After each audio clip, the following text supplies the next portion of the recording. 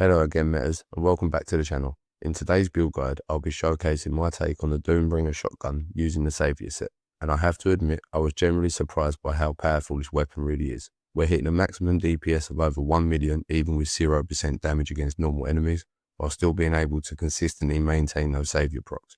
This fast-paced playstyle brings a refreshing burst of excitement, letting you pull off combat engagements you simply can't achieve with other gun archetypes. So sit back, relax, and enjoy the absolute carnage that is the Doombringer.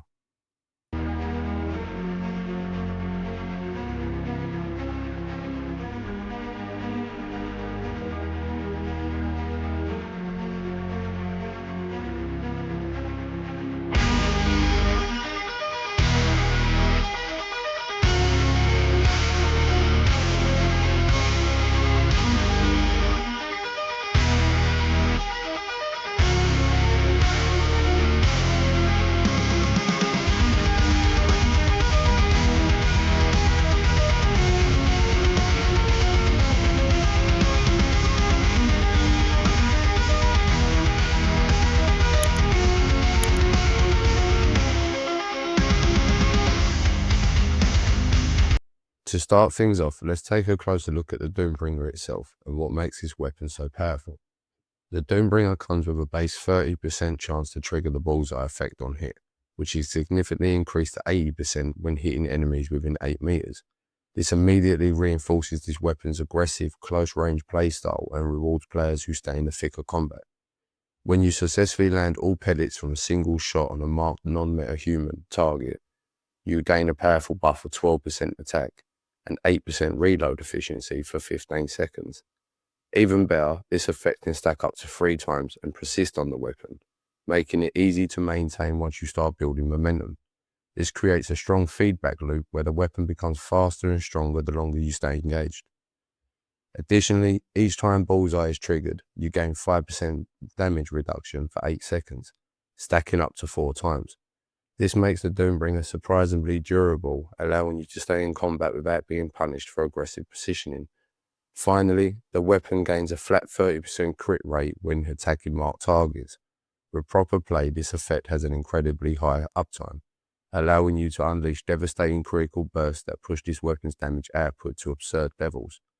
Overall, the Doombringer's kit is built around rewarding precision, positioning, and aggressive play, giving it the tools to dominate in both damage, survivability, and once you start cycling its effects properly.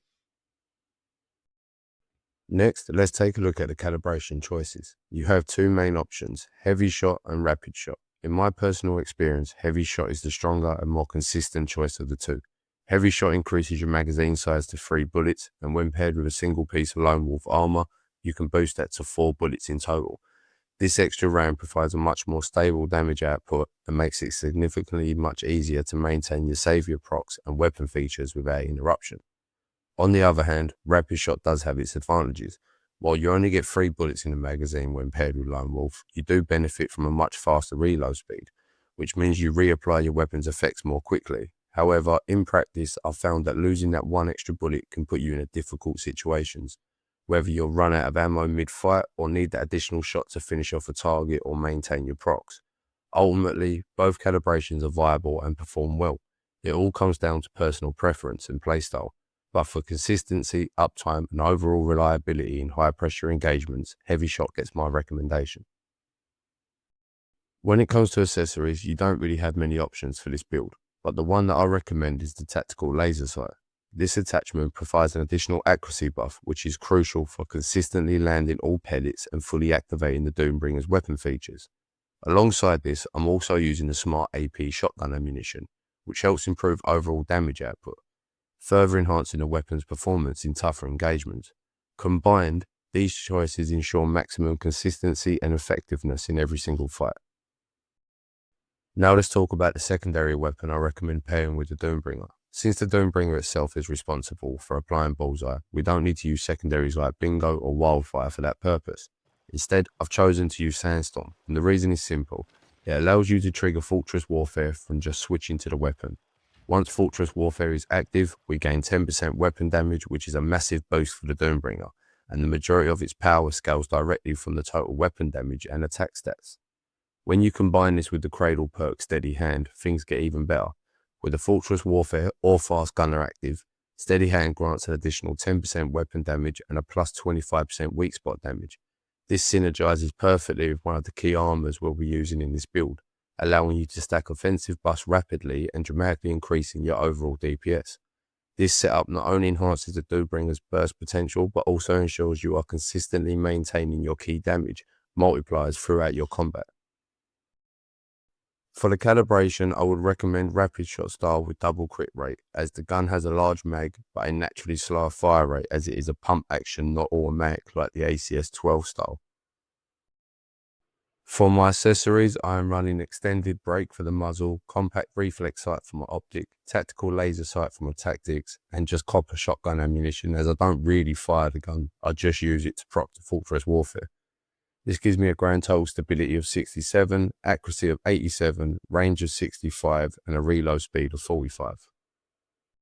And finally, for my melee, I'm using the Kukuri knife. When defeating a target, grants all weapons attack plus 30% and crit rate for 15% for 10 seconds. And when defeating a target with a heavy strike, psi intensity plus 20% and restores HP by 200% of psi intensity.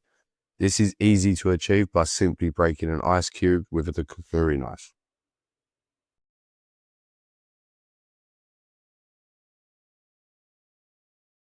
During testing with the Doombringer, we are able to clearly see how its weapon features stack and scale with each reload. On the initial magazine, the weapon reached a total DPS of 129,000. It's important when damage testing numbers to allow your DPS to fully drop to 0 before starting the next mag, as this ensures that the reading reflects the true impact of the added buffs. After reloading, the DPS increased dramatically to 206,000, showcasing how this weapon's damage ramps up. Following the second reload, the DPS climbs even higher, reaching a total of 253,000 DPS. This clearly demonstrates how each reload not only resets your firing cycle, but also significantly increases your flat damage bonuses, resulting in massive scaling potential as you maintain your weapon's effects.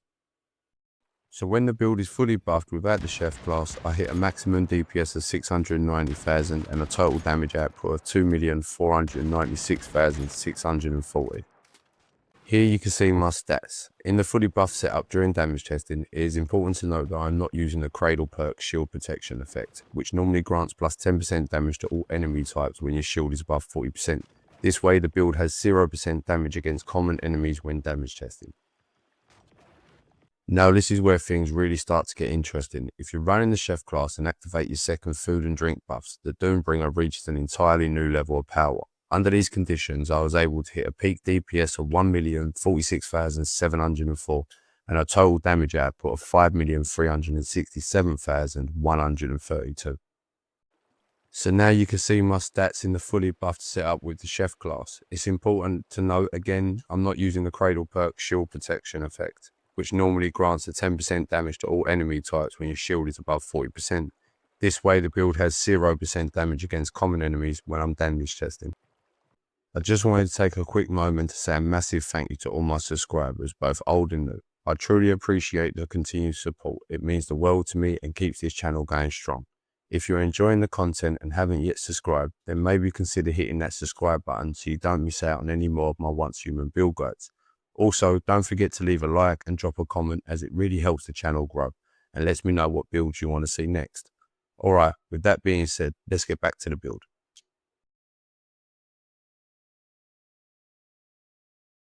Next, let's take a look at food and drink buff used for this build. So if you're not running the chef class and can only equip one food and one drink buff, then your best options are as follows.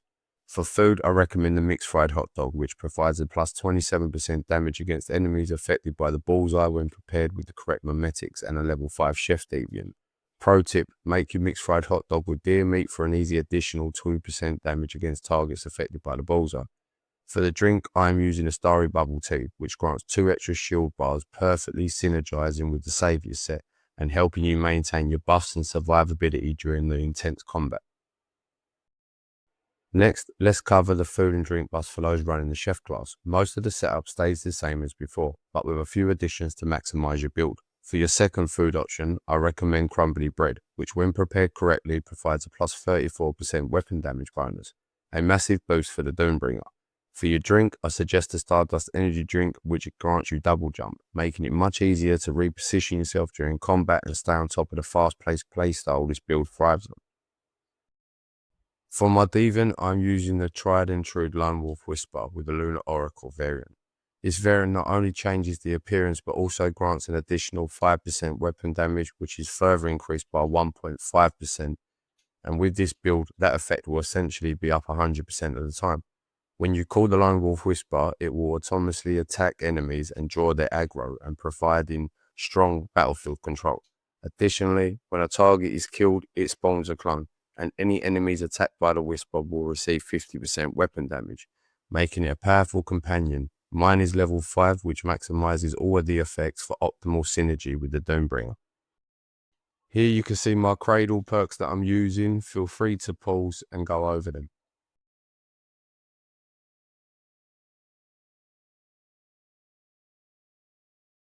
So now let's take a look at the armor sets that I'm pairing with the Doombringer. So for my 3-piece, I'm running the new Savior with Mediton cooldown haste of 0.2, while shielded, weapon damage and status damage dealt increases by 10%, and for free, consumes 8% of current HP upon hit to generate a temporary shield equal to 5% of max HP, lasting for 30 seconds. This has a cooldown of 0.5 and does not trigger if temporary shield exceeds 40%. When HP is consumed, weapon and status damage plus 5%, stacking up to 4 times and lasting for 12 seconds. Next, I am pairing this with 2 pieces of Lone Wolf for magazine capacity of 10% and crit rate of an extra 5%. So now, let's take a look at the key armor piece, and for this there's 3 options. My personal favourite is the Earthly Boots. When hitting marked enemies, you get a flat damage of plus 30%. Second option is the Old Huntsman Boots. After triggering the bullseye, the next 1 bullet hitting a target will count as weak spot hit, even if they do not hit the weak spot. Weak spot damage plus 30% to enemies affected by the bullseye. These set of boots are ideal for enemies that do not have a weak spot or are heavily reliant on weak spot damage. And lastly, we have Bloodstained Tracker Boots. When applying the bullseye to an enemy already marked by the bullseye, your attack increases by 20% for 5 seconds, and the bullseye spreads to one other nearby enemy.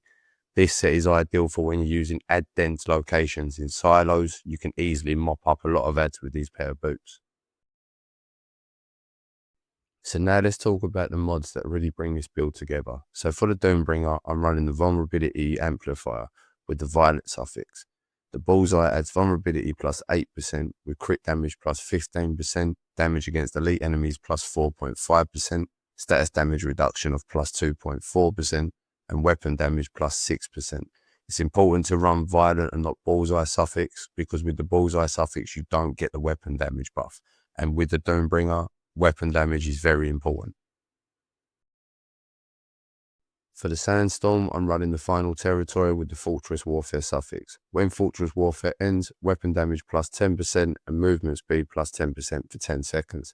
This is really important because after it finishes, we maintain an extra 10% weapon damage even after it ends. With the aptitude effects of while in Fortress Warfare state, weapon damage plus 3.2%, head damage reduction plus 4.8%, damage against elite enemies plus 3%, while in Fortress Warfare state, crit damage plus 4%.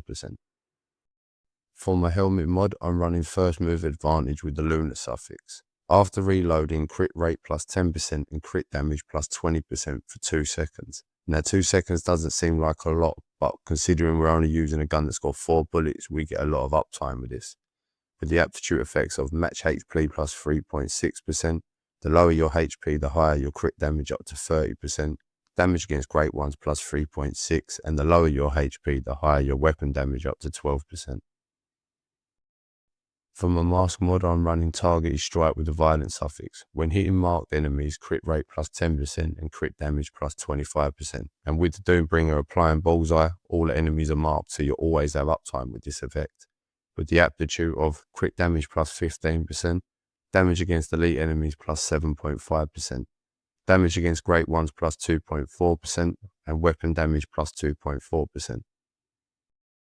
For my chest mod, I'm running Rejuvenating with the Lunar suffix. When shield is above 30% of max HP, defeating an enemy recovers 20% of max HP.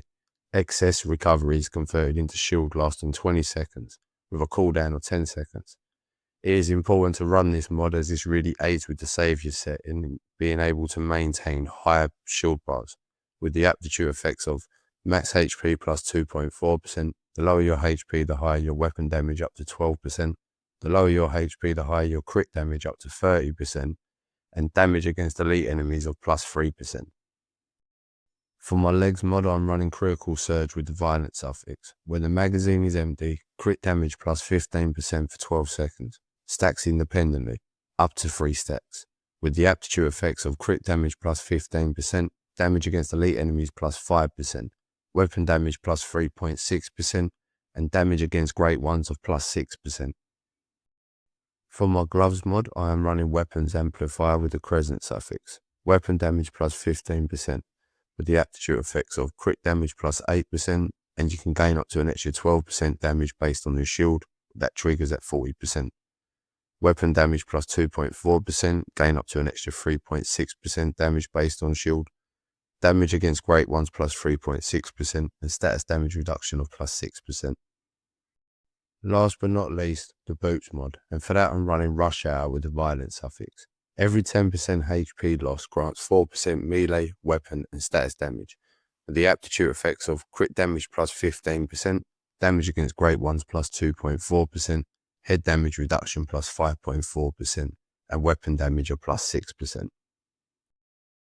And with that being said, I'd like to say a massive thank you to everyone who has watched and stayed all the way to the very end. Your continued support truly means the world to me. If you're enjoying my content and haven't yet subscribed, maybe consider hitting that subscribe button so you don't miss out on any more of my Once Human build guides. Feel free to leave a like and drop a comment and let me know any guns you'd like to see featured next. Until next time, metas, cause chaos and enjoy Doombringer.